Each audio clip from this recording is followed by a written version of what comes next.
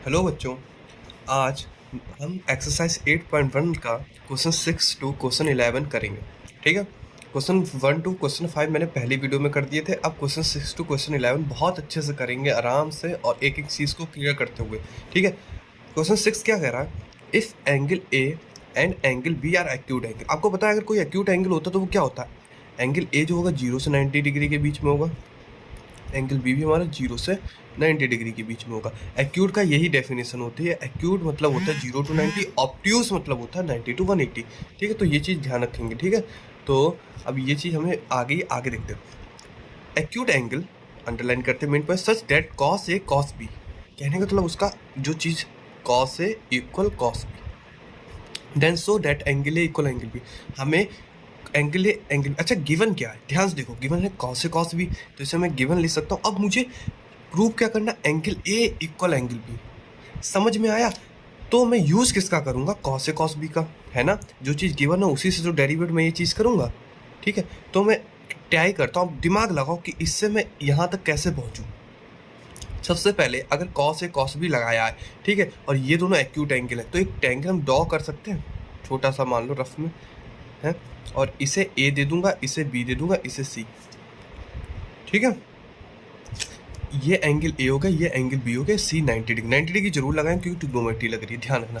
ठीक है, तो अगर मैं देखूं कॉस ए क्या होगा, ए के सामने वाली साइड परपेंडिकुलर, और ये बेस, ये हाइपोटेनस है। तो हमारा कॉस ए और कॉस का फॉर्मूला क्या होता है? कॉस का जो फॉर्मूला होता है हमारा, कॉस थीटा का जो हमारा फॉर्मूला होता है वो क्या होता है? बेस अपॉन हाइपोटेनस होता। तो कॉस ए क्या हो गया? ये परपेंडिकुलर, ये बेस हो गया, ए सी अपॉन हाइपोटेनस क्या है? A B. ठीक है, कॉस बी देखो, बी के सामने वाला परपेंडिकुलर, हमेशा एंगल के सामने वाली साइड परपेंडिकुलर मानो। ठीक है, मान लिया ये हाइपोटेनस है, लंबी वाली बची हुई क्या होगी? C B, base. तो बेस अपॉन हाइपोटेनस। ठीक है, मैंने यही फॉर्मूला लगाया दोनों में, दोनों को ऐसे लिख लिया। आप ध्यान से देखो, दोनों का ए बी इक्वल है ना। ए बी इक्वल है तो कट जाएगा, तो क्या आ गया? ए सी इक्वल सी बी आ गया। अब मैंने क्या निकाला? ए सी इक्वल सी बी। ध्यान से देखो, टेंगल ए सी इक्वल सी बी, इसे मैं ऐसे मार्क कर लेता हूँ, इसका मतलब होता है इक्वल है दोनों साइड। अब आपने प्रॉपर्टी पढ़ी थी 9th में कि if in a triangle opposite sides are equal then opposite angles are equal. पढ़ा था।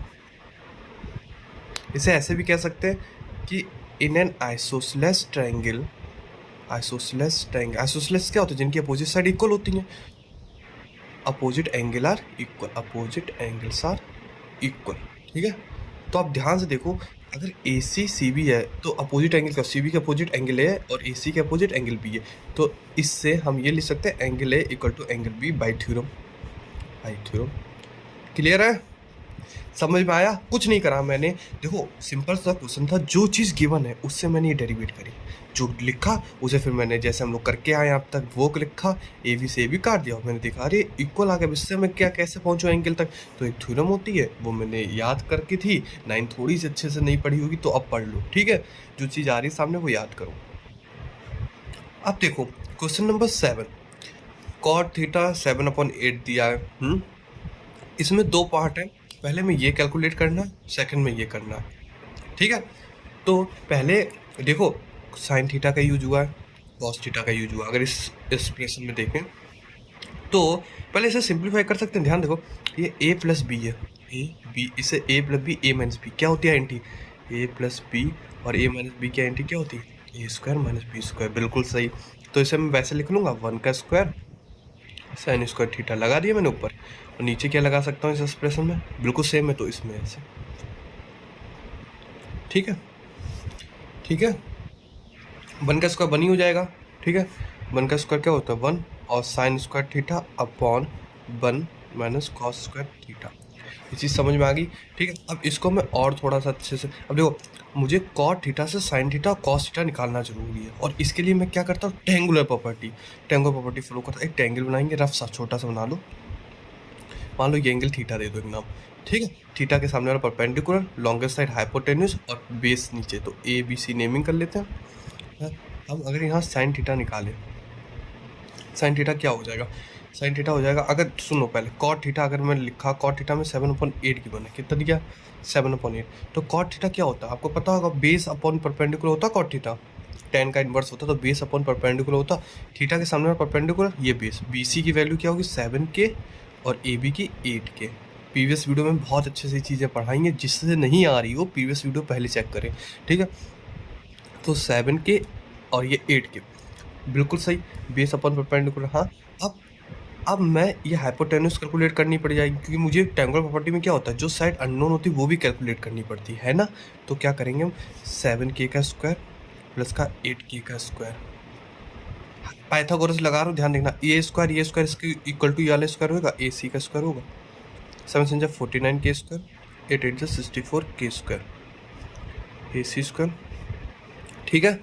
और अगर मैं और ध्यान से देखूँ तो ये कितना होगा, 943 113K स्क्वायर और ये AC स्क्वायर हो गया। AC की वैल्यू कितनी आ गई, √113K स्क्वायर। अब √113K इससे पहले काट देता हूँ, इसे बाद में लिखूंगा, ठीक है। √113K स्क्वायर हो गया तुम्हारा, ध्यान देखना, AC √113 और K स्क्वायर था तो वो K बाहर आ गया, ठीक है, K × K लिख सकते हैं, K बाहर आ गया, ये रूट ही में रह गया, क्योंकि इसका कोई रूट नहीं होता, परफेक्ट स्क्वायर नहीं है। तो AC की वैल्यू कितनी है, यहाँ मार्क कर लो, ठीक है। ये AC की वैल्यू अब यहाँ से जल्दी निकाल लो, साइन थीटा कितना होता है, परपेंडिकुलर, थीटा के सामने परपेंडिकुलर हाइपोटेन्यूज, तो 8K अपॉन √13K, K से K, 8 अपॉन √113 आई, और cos थीटा भी कैलकुलेट कर लोगे तो देखो, base upon 7K upon √13K। मैं इतनी जल्दी स्मारे कर रहा हूँ क्योंकि मुझे ये नोन है कि आपने पहले से ये सब चीज़ें ट्रिग्नोमेट्री रेशियो से निकालना बहुत अच्छे से सीख लिया होगा, जो मेरी प्रीवियस वीडियो है, वरना प्रैक्टिस करो, बिना प्रैक्टिस के कोई चीज़ नहीं आती, ठीक है। ये हो गया, दो चीज़ें निकल गई। अब इसकी वैल्यू मैं इस एक्सप्रेशन में रख सकता हूँ जो मुझे चाहिए थी ना, रखते इसको मैं वापस यहाँ expression 1 - sin square theta upon 1 - cos square theta, ठीक है। 1 - sin स्क्वायर थीटा की जगह क्या रखोगे, 8/1, 8। अब चलो नेक्स्ट पेज में लिखता हूँ, ठीक है, 1 - sin स्क्वायर थीटा। अब साइन थीटा की वैल्यू कितनी है, ध्यान दो, साइन थीटा की थी 8/√13 का स्क्वायर और कॉस की 1 - 7 रूट, ठीक है। इसे कैसे लिख लेंगे, 1 - 64। अब देखो रूट का ये स्क्वायर तो केवल 113 बचा, यहाँ भी 1 - 7 7 49, 113 बचा, है ना, ठीक है।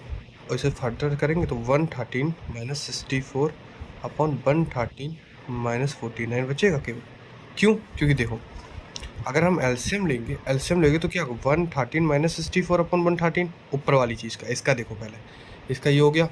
अब ये बीच वाला डंडा फिर से 113 - 49 अपॉन 113 आ गया, है ना। ये कैंसिल हो गए, ये कैंसिल हो गए, ठीक है। तो बचा क्या, 113 - 64 और 113 - 40, वही मैंने लिखा, ठीक है। अब 113 - 64 कितना होता है आपको बताओ, 113 - 64 कितना होता, 49, और 113 - 64, तो ये आपका आंसर आ गया, ठीक है, पहले पार्ट का।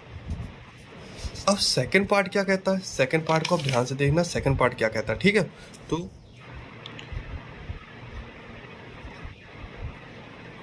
सेकंड पार्ट में कॉट स्क्वायर थीटा की वैल्यू निकालनी थी, ठीक है, कि ये कितना है, लेकिन हमारे पास कॉट थीटा पहले से गिवन था, कॉट थीटा हमारे पास कितना दिया था, कॉट थीटा जो हमारे पास पहले से गिवन था वो था, अगर हम कॉट थीटा की वैल्यू देखें, हमारे पास जो कॉट थीटा पहले से 7/8 था, 7/8, तो हम 7/8 को कैसे ले सकते हैं, अगर फॉर्मेट में देखें 7/8 को इस चीज़ में कैसे लिखते, मैंने आपको पहले बताया कि अगर कभी भी ट्रिग्नोमेट्री रेशियो के ऊपर स्क्वायर होता है, like sine square theta, cos square theta या कॉस क्यूब थीटा, तो इन्हें कैसे लिख सकते हैं, साइन थीटा का होल स्क्वायर, कॉस थीटा का होल क्यूब, ये पॉसिबल है ऐसे लिखना। लेकिन हाँ, कभी ध्यान रखना, अगर ऐसी चीज़ है साइन थीटा का स्क्वायर, साइन का नहीं थीटा का स्क्वायर, तो इसे कभी भी आप ऐसे नहीं लिख सकते हो, ऐसे नहीं लिख सकते हो, ठीक है। तो आप इसे कभी भी ऐसे नहीं लिख सकते हो, हाँ, क्यों, क्योंकि ये एंगल का स्क्वायर है, ये एंगल का स्क्वायर है, लेकिन यहाँ जो है ये फंक्शन के स्क्वायर है, तो इसे होल स्क्वायर कर सकते हैं। ऐसा मैंने क्यों बोला, देखो बच्चे कंफ्यूज आते हैं ये चीज़ें देख के। इसे मैं अब ऐसे लिख दूँ, कॉट थीटा का होल स्क्वायर, बिल्कुल ठीक। कॉट थीटा की वैल्यू क्या है 7/8, रख दो बस उसका होल स्क्वायर। तो कितनी आई 7/49, 8/64, ये आंसर आ गया आपका, सॉल्व हो गया। ठीक है, तो आपको ये पार्ट अच्छे समझ में आया। अब नेक्स्ट क्वेश्चन देखते हैं, क्वेश्चन नंबर 8। अब क्वेश्चन नंबर 8 देखो, बहुत अच्छा क्वेश्चन है। एक चीज इसमें नई सी आई है, देखो, if 3 cot a equal 4, check whether ये चीज 1 minus tan square A upon 1 plus tan square A equal cos square A minus sine square A और नॉट, यानी कि ये चीज इसके बराबर है या नहीं है। ठीक है, ये हमें चेक करना, हमें गिवन क्या है, ये चीज क्या है, गिवन है। ठीक है, इसी का यूज करेंगे और आंसर निकालेंगे। देखो कैसे, पहले यहाँ से हम क्या लिख सकते हैं, 3 cot a इक्वल 4। अब ध्यान से देखना, ये कॉट ए अकेला नहीं, इसके आगे भी 3 है सॉरी। तो आप कॉट ए को ऐसे लिख सकते हो 4/3। ये चीज़ हमेशा ध्यान रखना, अकेला छोड़ना ट्रिग्नोमेट्री रेशियो, पेपर में भी कभी भी क्वेश्चन है अकेला छोड़ना। अब ये वैल्यू हो गई कॉट ए की, अब मैं रेक्टेंगुलर प्रॉपर्टी से बाकी रेशियोज कैलकुलेट कर सकता हूँ। ठीक है, तो ये चीज़ ऐसे लिख लो। अब हमारे पास हमें, अगर मैं ये जो एक्सप्रेशन है LHS मान लूँ और ये वाले को RHS, तो LHS लूँ। LHS क्या है हमारा, देखो 1 minus tan square A upon 1 plus tan square ए। अब LHS ये है। ठीक है, मुझे 10 की वैल्यू नहीं पता, मुझे कॉट की पता है, कॉट की पता है, तो मैं रेक्टेंगुलर प्रॉपर्टी लगाऊंगा। ऐसे करना, सारी चीज़ें निकल जाएंगी यहाँ से, क्योंकि मुझे आगे कॉस और साइन का भी यूज़ करना है, इसलिए रेक्टेंगुलर प्रॉपर्टी मस्ट लगा लूँ। ऐसे मैं इसको B दे देता हूँ ना, मैं इसको C देता हूँ, इसको A देता हूँ। ठीक है, A की बात हो रही है तो इस एंगल को ऐसे बना लेते हैं। कॉट A कितना है 4/3। कॉट आपको पहले मैंने बताया कि बेस अपन परपेंडिकुलर होता, और A के सामने वाली साइड परपेंडिकुलर, तो ये बेस हो गया, बेस 4K हो गया, परपेंडिकुलर 3K हो गया, बेस 4K परपेंडिकुलर 3K। ठीक है, लेफ्ट आउट साइड 5 होगी, हाइपोटेन्यूस है क्योंकि 4 4 जा 16 के, पाइथागोरस से आप निकाल सकते हो 5K निकलेगी। ठीक है, क्योंकि मुझे पता है जो 4 3 5 हमेशा इसी का पेयर होता है। ठीक है, ठीक है, तो ये हो गया। अब मैं यहाँ से 10A की वैल्यू कैलकुलेट कर सकता हूँ। ध्यान से देखो, यहाँ से 10A क्या हो गया, इस ट्रायंगुलर से 10A, ए के सामने परपेंडिकुलर बेस 3K/4K आ गई। अच्छा, मैं यहाँ से भी 10 की वैल्यू कैलकुलेट कर सकता हूँ, मुझे पता है, क्योंकि 10A को क्या कहते हैं हम लोग, 1/cot है कहते हैं। 10A को 1/cot है, और cot A की वैल्यू कितनी है 4/3। 10A इक्वल टू 1/4/3, 3 ऊपर गया तो 10A इक्वल टू 3/4। देखा, यहाँ से भी कैलकुलेट कर ली, क्योंकि मुझे पता है ये रिलेशनशिप होती 10 और कॉट में। ठीक है, मैंने पहले पढ़ाया आपको, और नहीं अगर आपको अब याद है पहले का तो अभी याद कर लो। 10A को 1/cot A लिखते हैं, और ऐसी साइन जो होता है ना, साइन जो हमारा साइन होता है SIN साइन, वो होता है साइन ए, उसे कहते हैं 1/cosec A, या तुम ऐसे भी कह सकते हो cosec A equal 1/sin A। ठीक है, तो ये चीज़ें याद करी जाती है। एक और बचा आपका cos A, जिसे हम लोग कहते हैं 1/sec A, या sec A को कह सकते हो 1/cos A। ठीक है, मैंने यही ज़्यादातर लिख दिया, तो आपको थोड़ा सा गंदा सा लगा, लेकिन कोई बात नहीं। ठीक है, अब मैं इसकी वैल्यू इस पर रखूँगा, रखते हैं इस पर 1/3K/4K होल, देखो स्क्वायर लगा फंक्शन का, तो होल स्क्वायर हो जाएगा, तो होल स्क्वायर। ठीक है, 1 + 3K/4K का होल स्क्वायर हो गया। अब देखो इसे कैसे लिख सकता हूँ, 1 माइनस का 3K का स्क्वायर 9K स्क्वायर, 4 4 जा 16K स्क्वायर, बिल्कुल डिट्टो एकदम बिल्कुल सेम, नीचे भी एलसीएम लोगे तो ऊपर क्या हो गया 16K स्क्वायर माइनस का 9K square upon 16K square, नीचे क्या हो गया 16K square plus 9K square upon 16K square. ये कैंसिल, ऊपर 60 माइनस 9 करोगे 7K स्क्वायर, नीचे वाला क्या आ गया 25K स्क्वायर। ये किया तो 7/25 वैल्यू है इसकी। ठीक है, इस LHS की कितनी है 7 ये LHS आ गया आपका, इस LHS की है 7/25। ठीक है, अब RHS की बात कर लेते हैं, RHS कितना है। ठीक है, RHS देखते हैं हम लोग, तो RHS की बात मैं करूँगा, तो RHS कैलकुलेट करते हैं हम लोग। देखो RHS सब निकालते हैं, हम लोग का 7/25 ये निकल गया। ठीक है, RHS कैलकुलेट, देखो RHS में कॉस स्क्वायर है माइनस साइन स्क्वायर है, ये वाली साइड लिख लेते हैं, NCERT में लिखिए साफ साफ, मैंने नोट कर ली। अब मैं लिखा था, देखो मैंने लिखा कॉस स्क्वायर है साइन स्क्वायर है, क्या कॉसे की वैल्यू नोट कर, हाँ टेंगल हमने बनाया था। ठीक है, टेंगल देखो कॉसे की वैल्यू क्या होती है बेस अपन हाइपोटेनस, तो कॉसे कितना हो गया, कॉसे अगर मैं लिखूँ कितना हो गया हमारा 4K/5K, यानी कि 4/5। ठीक है, लगे हाँ साइन ए की भी निकाल लेते हैं, साइन ए कितना हो गया यहाँ निकाल लेते हैं। साइन ए क्या होता है परपेंडिकुलर अपन हाइपोटेनस 3K/5K। यानी कि 3.5, ये भी हमारी निकल गई। अब इन दोनों का यूज हम नीचे कर लेंगे RHS में। कॉस स्क्वायर है, कॉस स्क्वायर को क्या, कॉस ए का होल स्क्वायर, साइन स्क्वायर को साइन ए का होल स्क्वायर। पहले ही पढ़ा चुका, फंक्शन का स्क्वायर है तो ऊपर, एंगल का नहीं, फंक्शन का तो होल स्क्वायर बन जाता। कॉस ए की कितनी वैल्यू आई थी 4.5 अभी निकाली, और साइन की आई थी 3.5 का होल स्क्वायर। तो 4 4 जा 16 25 माइनस का 9/25, और ये वैल्यू आ गई 60 माइनस 9 करो 7/25। देखो LHS इक्वल RHS, ठीक है। तो सिंस, ये सिंस का सिंबल होता है ऐसे करके, LHS इक्वल RHS, ठीक है। तो ये बराबर हो गया, ठीक है। नेक्स्ट क्वेश्चन देखते हैं, क्वेश्चन नंबर 9। चलो बच्चों नेक्स्ट क्वेश्चन देखो, in triangle ABC right angle at B, तुरंत ड्रॉ करेंगे। In triangle ABC right angle at B, ठीक है। If tan a 1/√3 find value of पहला ये, सेकंड ये, ठीक है। तो क्या करते हैं हम, एक ट्रायंगल बना लेते हैं, और वो राइट एंगल कहाँ होगा, बी पे। राइट एंगल कहाँ होगा, बी पे। पहले इतना काम करते हैं, एक ट्रायंगल बना लिया मैंने ऐसे करके, और राइट एंगल इसे बी में दे दिया, बाकी साइड ए और सी होगी पार्टिकुलरली, ठीक है। अब बोलता क्या है, tan a 1/√3, चलो मार्क करो, ए एंगल ये हो गया, और हमें गिवन क्या, tan a इक्वल 1/√3, और हमें tan का पता है, परपेंडिकुलर अपन क्या होता है, बेस। तो इसके सामने वाली साइड परपेंडिकुलर बन के हो गई, और ये √3 की होगी, बेस हो गया longest side. Longest side calculate करने के लिए पाइथागोरस लगा दो, AC का स्क्वायर बन के का स्क्वायर √3k का होल स्क्वायर, ये k स्क्वायर आ गया 1, ये 3k स्क्वायर आ गया, ये 4k स्क्वायर हो गया तुम्हारा, ठीक है। तो AC का स्क्वायर क्या हो गया, AC कितना हो गया, √4k स्क्वायर मतलब कि 2k। तो मार्क कर लो इसे 2k। जल्दी जल्दी इसी मारे कर रहा हूँ कि अब आप एक्सपर्ट हो जाओ एकदम, ठीक है।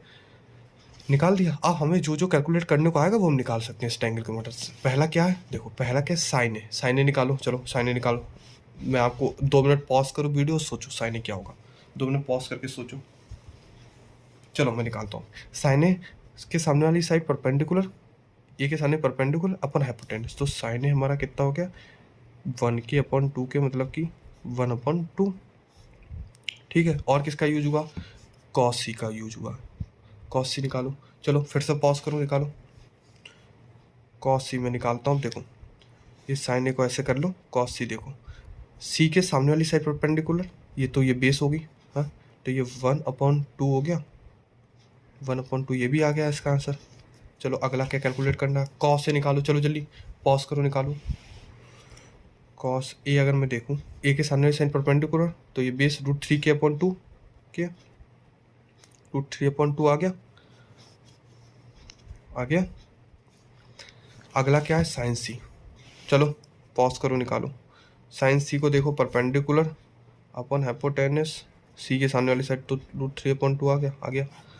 अच्छा एक आपने बहुत अच्छी चीज़ इसमें नोटिस करी, एक्स्ट्रा इन लोगों ने ये क्वेश्चन क्यों दिया, इसलिए नहीं दिया कि आप सॉल्व करो, इन लोगों ने इसलिए दिया क्योंकि आप एक चीज़ समझ जाओ, वो ये है कि देखो अगर मैं ए में, जो एंगल ए है, इधर मैं साइन ए लेता हूँ, साइन ए, तो वो इधर के कॉस सी के बराबर होगा। कैसे, देखो यहाँ का जो साइन ए है वो इधर के कॉस सी के बराबर है साइन ए कॉस सी, मतलब एक ट्रायंगल में जो 90 डिग्री होता है उसे छोड़ के बाकी जो 2 एंगल होते हैं वो एक दूसरे के सिमेट्रिक होते हैं, मतलब कि अगर तुम इसका कॉस लोगे वो इसके साइन के बराबर होगा, समझ रहे हो, और इसका अगर साइन लोगे उसके कॉस के बराबर होगा। जैसे मैंने, अगर मैं इसका कॉस से ले लूँ तो वो इसके साइन सी के बराबर होगा, देखो कॉस से इतना और साइन सी इतना, बराबर आ गए दोनों वैल्यू। देखो ये चीज़ सीखने वाली होती है जो हमें बड़ी क्लासों में हेल्प करती है। तो एक बार आप खुद से लगाना, फिर आप खुद भी सोचना, जैसे मैं आपको बता रहा हूँ। अब इनकी प्रॉपर्टी, इनकी वैल्यू रखो और बस आंसर निकालो। देखो साइन ए कितना है, साइन ए देखो कितना है, 1/2 है, कॉस सी कितना है 1/2, तो यहाँ रख लो जल्दी, 1/2, यहाँ इंटू है तो 1/2, फिर प्लस का साइन है, प्लस कॉस सी की वैल्यू देखो, कॉस सी कितना है √3/2 और साइन सी कितना है √3/2, तो यहाँ कॉस है √3/2 और साइन सी कितना है √3/2, ये मैंने वैल्यू रख दी चारों की, देखो ठीक है। अब क्या करो, 1/4 हो गया, प्लस का ये 3, √3 कितना 3 4, तो 4/4 यानी वैल्यू कितनी 1, कितनी 1, ठीक है।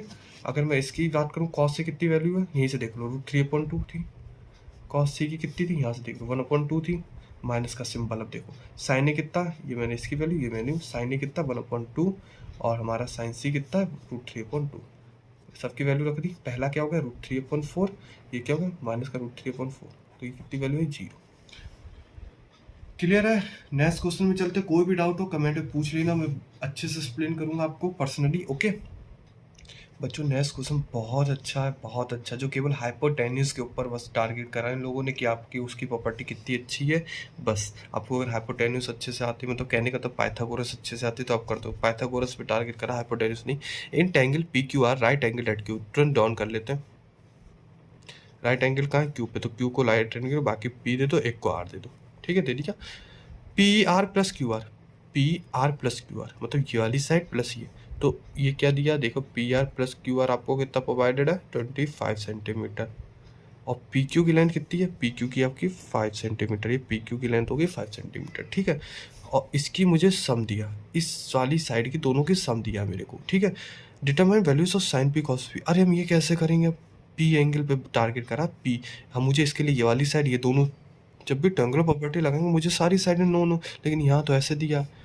कुछ नहीं करना, कंफ्यूज मत हो, आप पाइथागोरस लगाओ, केवल पाइथागोरस से निकलेगा सब। अगर मैं पाइथागोरस का इस्तेमाल करूँ, अब ध्यान देना ट्रायंगल को, मैं पाइथागोरस को, पी आर स्क्वायर किसके बराबर होगा? पी क्यू स्क्वायर प्लस का क्यू आर स्क्वायर होगा पाइथागोरस से। इस ट्रायंगल से अगर मैं देखूँ तो पाइथागोरस से ये चीज़ बराबर होगी, है ना। अब देखना मैं कैसे इस पर यूज़ करता हूँ। आपके पास गिवन क्या है? P R plus Q R 25 है, P R plus Q R, ये चीज़ इसमें ला सकते हो ना? बिल्कुल ला सकते। कैसे? हम क्या करेंगे, इसको इधर उठाओ, पहले पहला स्टेप, पी क्यू स्क्वायर बचा, देखो इसको इस रूप से लेकर ये बचा। ठीक है, आपको लग रहा है ये चीज़ माइनस आ गया प्लस आ गया, लेकिन आपने ये देखा, A square minus B square की आइडेंटिटी क्या होती है? पी आर माइनस का क्यू आर का और पी आर प्लस का क्यू आर होती है। A square minus B square identity क्या होती है? अगर मैं ध्यान से देखूँ तो A square minus B square identity क्या होती है? ए प्लस बी और ए माइनस बी, वही मैंने यूज़ करी यहाँ। ये क्वेश्चन ना अच्छे से देखो, पहले मैंने ऐसी पाइथागोरस लिखी, मैंने देखा ये मैं ऐसे बना सकता हूँ, मैंने बना लिया, वैसे अलग अलग कर लिया। ठीक है, अब देखो ये चीज़ आ गई इधर, इसका मैं यूज़ कर इधर 25 का, इधर 25 लिख दो, और आगे क्या बचा? P R minus Q R, ये पी क्यू स्क्वायर के बराबर आ गई। आपको पी क्यू की वैल्यू पता ही है 5 है, यहाँ लिख दो सीधे, तो 5 का स्क्वायर 25, पी आर माइनस का क्यू आर ऐसे लिख दो 25। अब देखो ये कट जाएगा 1 बार में, क्योंकि 25 ये भी होता है, अपॉन में जाएगा, ये इंटू में इधर जाएगा, तो पी आर माइनस का क्यू आर कितना हो गया? 1। कितना हो गया? 1 आ गया। और यहाँ P R plus Q R कितना था? 25। ठीक है, दो, ये देखो ये इक्वेशन 1 और इक्वेशन 2 को अगर साथ में लिख लो, इधर साइड में देखो, पी आर प्लस का क्यू आर 25 सेंटीमीटर, और हमने एक और पी आर माइनस का क्यू आर 1 सेंटीमीटर। देखो देखा मैंने क्या करा, मैंने प्लस के ये चीज़ निकालने के लिए मैंने इसका यूज़ करा। अब देखो आगे, मुझे पी आर और क्यू आर की वैल्यू चाहिए जनरली, पी आर और क्यू आर की वैल्यू चाहिए। कैसे निकलेगी? दो इक्वेशन है और दो अननोन है, हमेशा ध्यान, जितने अननोन होते हैं उतनी इक्वेशन रिक्वायर होती है। दो अननोन है तो दो इक्वेशन बन गई। अब इन दोनों को ऐसे सॉल्व करो कि मुझे पी आर और क्यू आर की वैल्यू पता चल जाए। कैसे? देखो अगर मैं इन दोनों को ऐड कर दूँ, क्यू आर कैंसिल, इन दोनों को ऐड करो, अच्छा एल एच एस में ऐड होगा, आर एच एस की साइड में ऐड, ये इस पर ऐड होगा, ये चीज़ इस पर ऐड होगी, इसको करोगे 2 पी आर हो गया। देखो P R plus P R और क्यू आर कट जाएगा। ठीक है, प्लस का क्यू आर और माइनस का क्यू आर कैंसिल हो जाएंगे आपस में, और यहाँ क्या बचा? 26 सेंटीमीटर। तो पी आर कितनी होगी? 2 P R 26 centimetre, P R 2 उधर जाके डिवाइड होगा 13 सेंटीमीटर। पी आर की वैल्यू कितनी? 13। आप कोई भी इक्वेशन का यूज़ कर लो, पी आर 13 है तो क्यू आर कितना होगा? देखो इसका यूज़ कर रहा हूँ मैं, P R minus Q R 1 था, ठीक है, और पी आर अपना 13 निकला, क्यू आर 1 है, ठीक है, क्यू आर उधर 1 इधर, तो क्यू आर की वैल्यू कितनी? 12 सेंटीमीटर। निकल गए दोनों की। ट्रायंगल में मार्क कर लो, चलो चलिए, पी आर कितना? 13 सेंटीमीटर आया और ये 12 आया। हाइपोटेन्यूस बड़ी है, ये छोटी है। अब हमें वैल्यू किससे चाहिए? साइन पी की, जो निकालते हैं। साइन पी कितना हो गया? अब जल्दी, परपेंडिकुलर अपन हाइपोटेन्यूस, तो कितना हो गया? 12/13। ठीक है, कॉस पी निकालना, कॉस पी बेस अपन हाइपोटेन्यूस 5/13, 10 पी निकालना है, तो इन दोनों का डिवाइड दे दो, साइन पी अपन कॉस पी, या तो तुम 10 पी परपेंडिकुलर अपन बेस निकाल लो, परपेंडिकुलर अपन बेस 12/13, 12.5 सॉरी 12.5, ठीक है 12.5। क्लियर है? तीनों चीज़ें कैलकुलेट हो गई। चलो नेक्स्ट क्वेश्चन देखते हैं। उससे पहले मैं इसे फिर से समझाता हूँ आपको केवल ट्रायंगल पी क्यू आर दिया था, राइट एंगल एट क्यू, वो मैंने बना लिया। P R plus Q R 25 थी। पी आर कभी भी दो साइडों का सम अगर 25 दिया गया, हमेशा पाइथागोरस लगा दो, पाइथागोरस लगाओ, पाइथागोरस स्टार्ट करो और जैसे दिया है वैसे ही बना लो। इसका यूज़ करवाना में, इसका यूज़ करवा के हमें इसका निगेटिव वाला पार्ट निकालना है। ये निगेटिव अगर पार्ट हमारा कैलकुलेट हो गया तो पॉजिटिव और निगेटिव को आपस में मिला देंगे, ऐड कर देंगे, तो निगेटिव निगेटिव कैंसिल, 2PR और 26 बचा, PR अकेला रह जाएगा, वो कैलकुलेट हो जाएगा, फिर QR निकाल देंगे। ठीक है, ये चीज़ें अब अपनी आदत में डालो। अगर बड़ी क्लासों में पढ़ोगे ना तो ये अपनी आदत बना लो। ठीक है, अब 11 क्वेश्चन देखते हैं। क्वेश्चन नंबर 11 को मूव करने से पहले कुछ चीज़ें पढ़ लो जो आपके लिए इम्पोर्टेंट है। और सबसे बड़ी बात, जो क्वेश्चन नंबर 11 है ना उसमें कुछ चीज़ें आगे वाले टॉपिक्स की दी गई हैं, तो इसलिए उस पर मैं चाहता हूँ जो इम्पोर्टेंट चीज़ें वो पहले पढ़ा दूँ। देखो, फुल नेम और एब्रीविएशन पढ़ लो। हम लोग साइन कॉस बोलते हैं, इनका फुल नेम क्या होता है? साइन है, कॉस का कोसाइन, ठीक है, टेन का टेंजेंट, कॉसेक का कॉसेकेंट, सेक का सेकेंड, कॉट का कोटेंजेंट। ठीक है, टेन का जो इनवर्स फंक्शन होता है कॉट होता है, तो टेन को क्या लिखते हैं? 1/कॉट, कॉस को 1/सेक, साइन को 1/कॉसेक। ध्यान रखना, ठीक है ये चीज़। अब और कुछ प्रॉपर्टी, साइन थीटा जो होता है, साइन मतलब कोई भी थीटा हो उसके आगे अगर साइन लगा वो ऑलवेज लेस देन 1 होगा। हम आगे जब टेबल पढ़ाऊंगा ना मैं कि साइन की table 30 degree, 15 degree, sine 45 degree कितनी वैल्यूज होती हैं, वो हमेशा लेस देन 1 होगी। कॉस के केस में भी सेम होगा। बाकी चारों में, टेन, कॉट, कॉसेक और सेक में हमेशा वैल्यू 1 होगी। कहने का मतलब है अगर हमारे पास मान लो थीटा 30 डिग्री है, कोई एंगल 30 डिग्री, उसके आगे मैंने साइन लगा दिया साइन 30 डिग्री, तो इसकी जो वैल्यूज आएगी, आप तुक्का मार के ये कह सकते हो, तुक्का नहीं ये पक्का कह सकते हो कि ये लेस देन 1 होगी साइन 30 की वैल्यू। लेकिन अगर उसके आगे मैं टेन लगा दूं, कॉट लगा दूं, कॉसेक लगा दूं या सेक लगा दूं, ठीक है, कॉसेक लगा दूं या सेक लगा दूं, तो वो ऑलवेज ग्रेटर देन 1 होगी।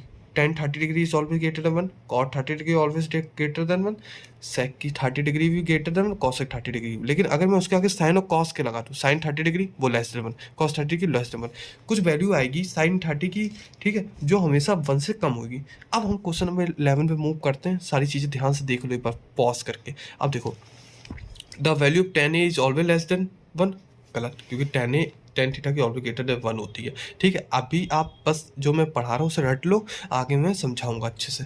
ठीक है, second 12/5 for some value of A, अच्छा 12/5 लिखा, अगर आप 12 को 5 से डिवाइड दो कितना आएगा? 12 को अगर मैं 5 से डिवाइड 2.4 आएगा लगभग, तो 2.4 लगभग 1 से बड़ी हुई, सेक के 1 से बड़ा, हाँ बिल्कुल करेक्ट, ये ट्रू हो गया, ये फॉल्स हो गया। 1 से बड़ी आ रही, क्योंकि हमें पता है कि सेक थीटा की वैल्यू ऑलवेज ग्रेटर देन 1 होती है, तो 1 से बड़ी। Cos A is abbreviation use for cosecant, अरे नहीं, कॉस का एब्रिविएशन क्या होता है? कॉसाइन। क्या होता है? कॉसाइन। यहाँ क्या लिखा? कोसेकेंड, फॉल्स हो गया। आंसर दे सकते हो कि कॉस का जो एब्रिविएशन होता है वो कोसाइन होता है, वहाँ रीजन दे सकते हो आप। इसके लिए रीजन दे सकते हो कि जो सेक ए होता है वो ग्रेटर देन 1 होता है, वो है। ठीक है, यहाँ दे सकते हो कि tan ए जो होता है वो ग्रेटर देन 1 होता है। ठीक है, ये ठीक है। कॉट इज प्रोडक्ट ऑफ, अरे ये क्या बात हुई? कॉट ए बोल रहा है प्रोडक्ट ऑफ कॉट। मैंने आपको बताया कि जो कॉट ऑफ ए, ये फंक्शंस होते हैं। क्या होते हैं? फंक्शंस। फंक्शन एक मशीन होती है जिसके अंदर एक इनपुट डालते हैं। यहाँ इनपुट क्या डाल रहा है? एक एंगल। ठीक, ये इनटू नहीं है, ये प्रोडक्ट नहीं है कि कॉट और ए का प्रोडक्ट बन गया कि कॉट इंटू ए करा मैंने तो कॉट ए बन गया। नहीं, ये चीज़ नहीं है, नहीं, ऐसे नहीं लिख सकते, गलत चीज़ है। ठीक है, लॉ डिस्ट्रॉय हो रहा है इधर, तो ये चीज़ गलत है, फॉल्स। ऐसा नहीं है, ये इनपुट होता है, इनपुट दिया आपने किसी फंक्शन में, ठीक है, वो उसका प्रोडक्ट नहीं है वो। अब देखो साइन थीटा 4/3, अगर इसकी वैल्यू कैलकुलेट करो कितनी आएगी? 1.99 लगभग आएगी। जो 1 से बड़ी है, यहाँ क्या दिखा रहा है? साइन थीटा 1 से बड़ा, लेकिन हमें पता है sine theta is less than 1 होता है ना, तो ये वैल्यू फॉल्स होगी, ये एंगल हो ही नहीं सकता। देख लो 1 से बड़ी आ रही वैल्यू, हमारा sine theta always less than 1, तो ये इसकी स्क्रीनशॉट ले लो, अच्छे से पढ़ना है इसे। ठीक है, 11 क्वेश्चन सॉल्व हो गया। अब नेक्स्ट टॉपिक्स पढ़ेंगे अगली वीडियो से, तब तक के लिए गुड बाय और ख्याल रखिए अपना।